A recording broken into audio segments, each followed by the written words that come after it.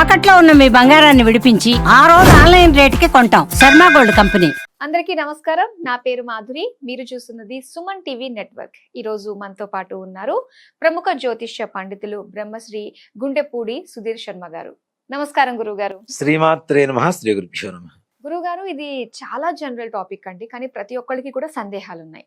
ఏంటంటే అసలు బీరువాలో ఏ వస్తువులు పెట్టకూడదు, ఏ వస్తువులు పెడితే మంచిది అన్న విషయాలు. ముఖ్యంగా బీరువాలో లక్ష్మీ స్థానం నైరుతిలో ఉంటుంది నాన్న.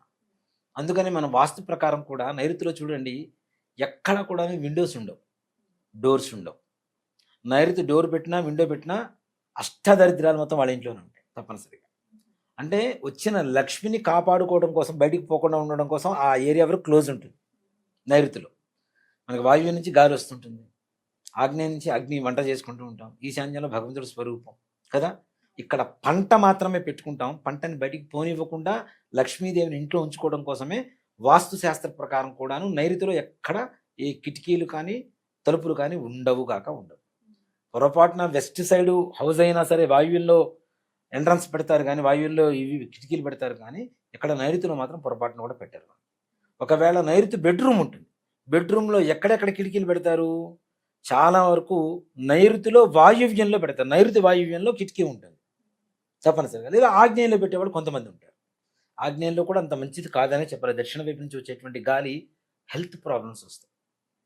మన వాస్తు, మన ధర్మం అన్నీ కూడా, ఇది కూడా ఇందాక చెప్పాను కదా, ఆరోగ్యపరమైనటువంటి లక్షణాలే. దక్షిణం వైపే తల పెట్టాలి, ఉత్తరం వైపే కాళ్ళు పెట్టాలి. ఎందుకు? మనం మామూలుగా చూస్తే ఎవరు వినరు. ఉత్తరం వైపు కుబేరుడు ఉంటాడరా, లేవగానే కుబేరుని చూస్తాం, లక్ష్మీ అనుగ్రహం కలుగుతుందని చెప్తాం, వింటాం. దక్షిణం వైపు కాళ్ళు పెడితే లేవగానే దక్షిణం వైపు యమధర్మరాజు ఉంటాడు, ప్రాణాపాయం, హెల్త్ ప్రాబ్లమ్స్ వస్తాయిరా అని చెప్తాం. కానీ సైంటిఫిక్ రీజన్ కూడా దానికి, ధృవాలు పాస్ అవుతుంటాయి కదా నాన్న, ఉత్తర దక్షిణ ధృవాలు పాస్ అవుతుంటాయి కదా, అది మన బ్లడ్ సర్క్యులేషన్ మీద ఎక్కువ ప్రభావాన్ని చూపిస్తుంది. కాబట్టి ఇలా ప్రతి ఒక్కటి కూడా ఆరోగ్య సూత్రమేనా. అలాగే నైరుతిలో ఉండేటువంటి బీరువా, అసలు ముందు బీరువా ఎట్లా ఉండాలి, బీరువాలో ఎలా ఉండాలి, ఏ వస్తువులు ఉండాలి అనేది ఒక సమస్య అయితే, బీరువా తూర్పుకి అభిముఖంగా, అంటే తూర్పు వైపు తిరగడం కానీ లేదా ఉత్తరం వైపు తిరిగి ఉండడం కానీ చాలా శ్రేష్టం. అందులోనూ వాస్తుశాస్త్ర ప్రకారం నైరుతిలో బాత్రూమ్స్ కడుతున్నారు, అది కూడా కరెక్ట్ కాదు. నైరుతి ధనస్థానం అన్నప్పుడు అక్కడ ఎలా కడతాను అన్న, అంత నీచంగా ఎందుకు ఉంచాలి, తప్పు కదా. కాబట్టి నైరుతిలో బీరువా పెట్టే స్థానంలో వెనక బాత్రూములు అవి ఉండడం కూడా కరెక్ట్ కాదు. నైరుతి అంటే పరిశుభ్రంగా ఉండవలసినటువంటి స్థానం. బరువు ఉండాలి, బరువు ఉండాలి, బరువు ఉండాలి అని చెప్తూ ఉంటారు. అసలు బరువు అంటే ఏంటి? డబ్బే బరువు.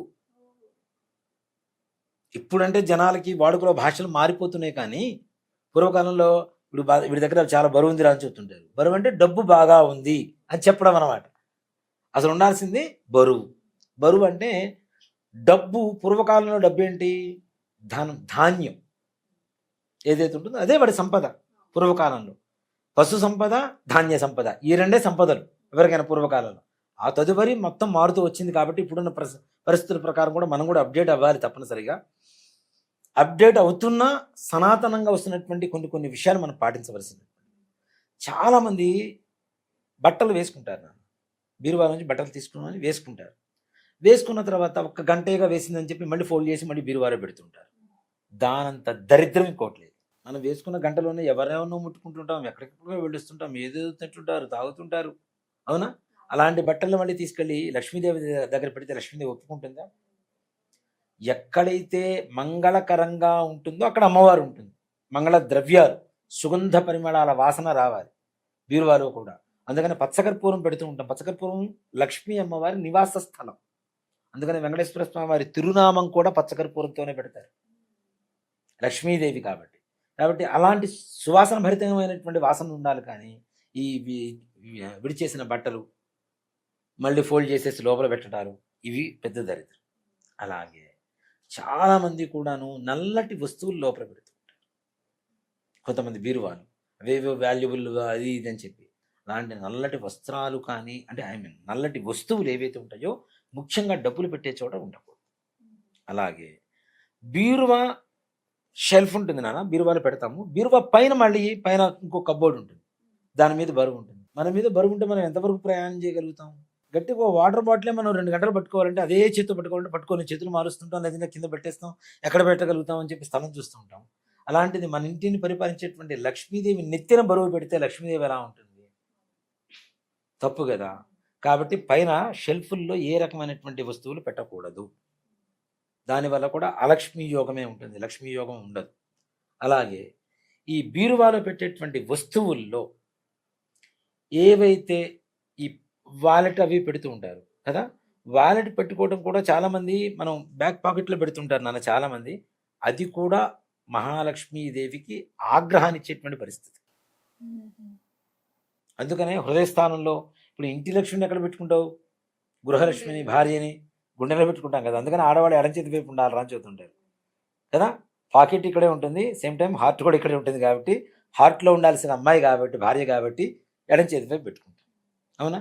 అలాగే ఈ గృహలక్ష్మి మనం డబ్బులు పెట్టుకున్నటువంటి వాలెట్ కూడా బ్యాక్ పాకెట్లో పెట్టడం కూడా లక్ష్మీ యోగం అనే చెప్తాం తప్పనిసరిగా. అలాంటివి తీసుకొచ్చి మళ్ళీ బీరువాలో పెడితే అది కూడా దరిద్రం. తప్పనిసరిగా ఇక్కడన్నా పెట్టుకోవాలి, ఈ పాకెట్లోనే పెట్టుకోవాలి, ఫ్రంట్ పాకెట్లోనే పెట్టుకోవాలి, కానీ బ్యాక్ పాకెట్లో అస్సలు పెట్టుకోకూడదనే చెప్తాం తప్పనిసరిగా. అలాంటివి తీసుకొచ్చి లోపల పెడుతూ ఉంటారు, వాటి వల్ల కూడా తప్పనిసరిగా అలక్ష్మి కలుగుతుంది. అలాగే కొంతమంది యంత్రాలు తంత్రాలు తెచ్చి పెడుతుంటారు. లక్ష్మీదేవి యంత్రం లోపల ఉంటే లక్ష్మి వస్తుందని. లోపల ఉన్న అమ్మవారు గాలాడాలి, అమ్మవారికి ఒక నివేదన ఉండాలి, ఒక ధూపం దీపం నైవేద్యం ఉండాలి. ఏమీ లేకుండా ఊరికి లోపల పడి ఉండమంటే ఎట్లా పడి ఉంటుంది కదా. కదా యంత్రము అంటేనే దాంట్లో జీవం ఉందని నమ్ముతున్నావు కదా. లక్ష్మీదేవి ఉంది, యంత్రం పెడుతున్నావు అంటే లక్ష్మీదేవి ఉందని నమ్ముతున్నావు. మరి నమ్మినప్పుడు ఆవిడకి కావాలిగా. వచ్చిన పిల్లవాడు పూజ చేసుకుంటున్నాడు, బాగా మార్కులు రావాలి నాకు, సరస్వతి అమ్మవారిని పెట్టాడు, పూజ చేశాడు, మార్కులు రాలా, తీసేసి పక్కన పెట్టేశాడు. గణపతిని పెట్టాడు, మార్కులు రాలా, తీసి పక్కన పెట్టాడు. ఇంకో అమ్మవారిని పెట్టాడు, పూజలు చేశాడు, రాలా. వీళ్ళందరినీ మూట కట్టేసి అటక మీద పెట్టేశాడు దేవుడి గూట్లో. ఇంకో దేవుడిని తీసుకొచ్చి అగరబత్తి వెలిగించాడు. వెలిగించేసి అక్కడ పెట్టగానే ఈ ధూపం అంతా పైకి వెళ్తుంది. ఈ పిల్లవాడు, అరే నాకు మార్కులు ఏమంటే ఒక్కళ్ళు కూడా ఇవ్వలేదు, మీరు మాత్రం ఈ ధూపం పీలుస్తారా అని చెప్పి ఆ మూటను కిందకి దింపి అడుగుతున్నట్ట. అరే ఇప్పుడు కదరా మేము ఉన్న సంగతి నువ్వు నమ్మింది, నువ్వు నమ్మి పూజ చేసినట్టయితే ఈ పాటికి ఎప్పుడో వచ్చేది. మేము ఉన్నావు, గాలి పీలుస్తున్నావు చెప్పి ఇప్పుడు నమ్ముతున్నావు నువ్వు. కాబట్టి నీకు ఆ నమ్మకం లేదు కాబట్టి ఇంతకాలం రాలేదు, ఇప్పుడు నమ్మకం కలిగింది కాబట్టి తప్పనిసరిగా మంచి మార్కులు వస్తాయి నాయన అని చెప్పారట. అట్లానే లోపల యంత్రంలో అమ్మవారు ఉన్నట్టుగా మనం నమ్ముతున్నప్పుడు అమ్మవారికి తగినటువంటి పూజలు కూడా జరగాలి కదా. అది దేవతా గృహంలో ఉంటే బాగుంటుంది, కానీ ఇలాంటి యంత్రాలు తంత్రాలు తాయెత్తులు గీయెత్తులు తీసుకొచ్చి అట్లాంటి స్థానంలో పెడితే మాత్రం తప్పనిసరిగా అలక్ష్మినే కలుగుతుంది. మన ఇంట్లో పిల్లలున్నా, పెద్దవాళ్ళున్నా, మన తోబుట్టువులున్నా, ఎవరికైతే భోజనం పెట్టకుండా మనం మాడుస్తున్నామో, మాడిస్తే పాపం వస్తుందా రాదా ఇంట్లో వాడికి? అలాంటి పాపమే యంత్రాలు పెట్టిన తర్వాత వాటికి తగిన పూజలు నివేదన లేకపోతే కూడా అదే పాపం వస్తుంది. కాబట్టి అలాంటి యంత్రాలు తాయెత్తులు ఇట్లాంటివి మాత్రం మూఢనమ్మకాలతో లోపల పెట్టేసి, అందులో ఇంకోటి కూడా ఏం చేస్తారంటే యంత్రాలు పెట్టేటప్పుడు కూడా నాన్న డైరెక్ట్ షాప్లో కొనుక్కొచ్చుకుంటారు, లోపల పెట్టేస్తారు. దానివల్ల ఏం ఉపయోగం ఉంటుంది? కారు కొనుక్కున్నాం ₹1,00,00,000 పెట్టి, దాంట్లో గ్యాస్ అన్నా ఉండాలి, ఛార్జింగ్ అన్నా, లేదంటే పెట్రోల్ అన్నా, డీజిల్ అన్నా ఉండాలి. ఇవేవి లేకుండా బండి నడవడం అంటే ఎట్లా నడుస్తుంది కదా. ఆ యంత్రం తీసుకొచ్చిన యంత్రానికి శక్తినిస్తే ఆ శక్తి మన ఇంట్లో పనిచేస్తుంది.